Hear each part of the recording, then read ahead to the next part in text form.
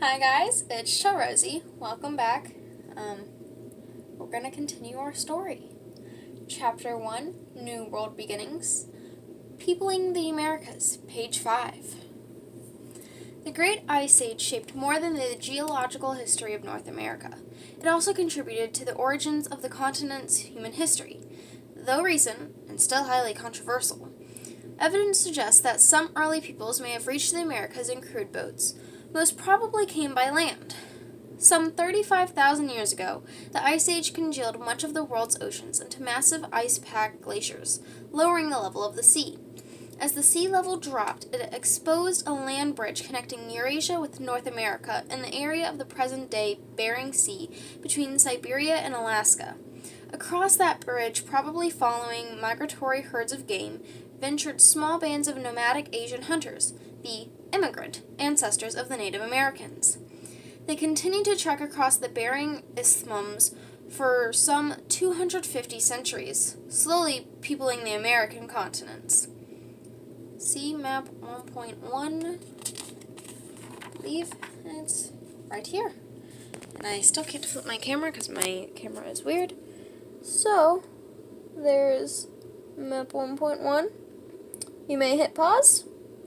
And now I'm gonna go back to reading. As the Ice Age ended and the glaciers melted, the sea level rose again, inundating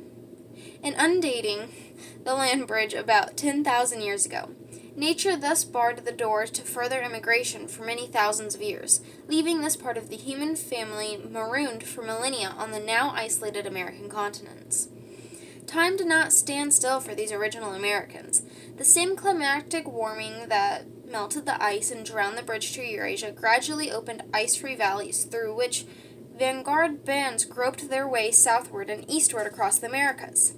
Roaming slowly through this awesome wilderness, they eventually reached the far tip of South America, some 15,000 miles from Siberia.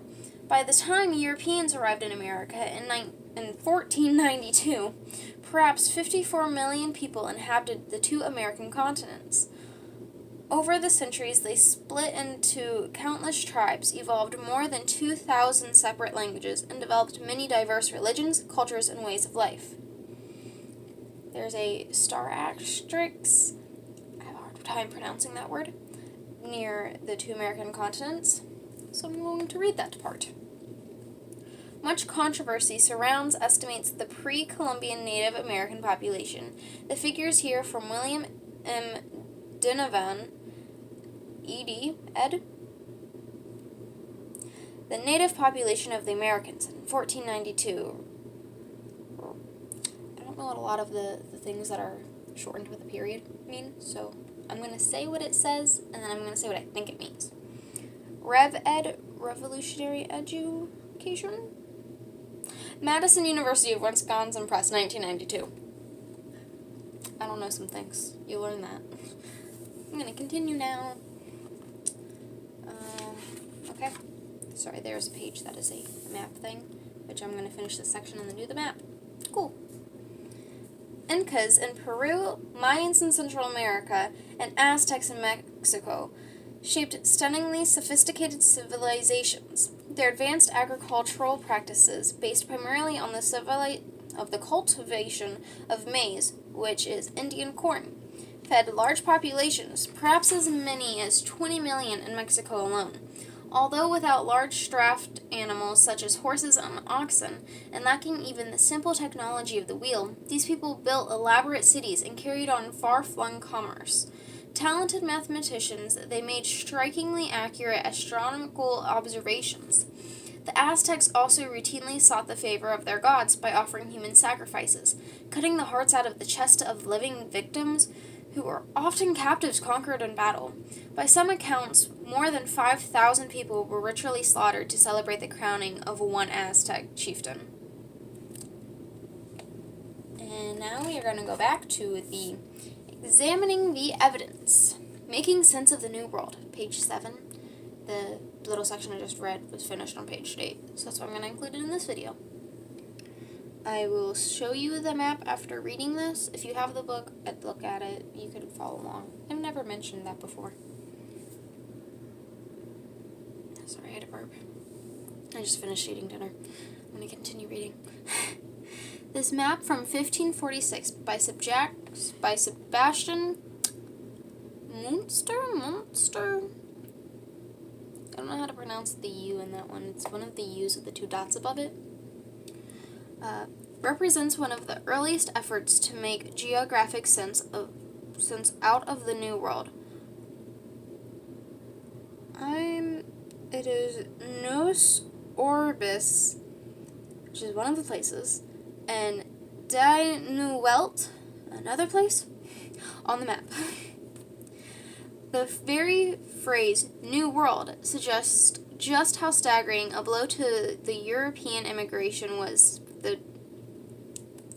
The very phrase New World suggests just how staggering a blow to the European imagination was the discovery of the Americas. Europeans reached instinctively for the most expansive of all possible terms, world, not simply places or even continents, to comprehend Columbus's startling report that lands and peoples previously unimagined lay beyond the horizon of Europe's western sea. Gradually, the immense implications of the New World's existence began to impress themselves on Europe, with consequences for literature, art, politics, the economy, and, of course, cartography. Maps can only be representations of reality and are therefore necessary distortions. This map bears a recognizable resemblance to modern mapmakers' renderings of the American continents, but also contains gross geographic inaccuracies. Note the location of Japan, Zipangri, relative to the North American west coast, as well as telling commentaries on what 16th century Europeans found remarkable. Note the land of giants, Regio Gigantum or Gigantum? Gigantum. I'm going with Gigantum. And the indication of cannibals, Cannibali, in present-day Argentina and Brazil, respectively. What further clues to the European mentality of the time does the map offer? Oh, there's questions. In what ways might misconceptions about the geography of the Americas have influenced further exploration and settlement patterns? I shall now show you the map that I've been trying to say the places of.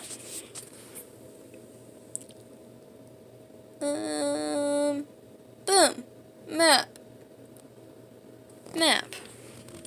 So, that was Peopling the Americas, and it finishes on page 8. Next we have the earliest Americans. Well, that had a lot of words I had a hard time pronouncing, and there probably are more in this chapter. I hope you guys are along for the ride with me. Well, I hope you have an amazing time left on our Earth. Bye!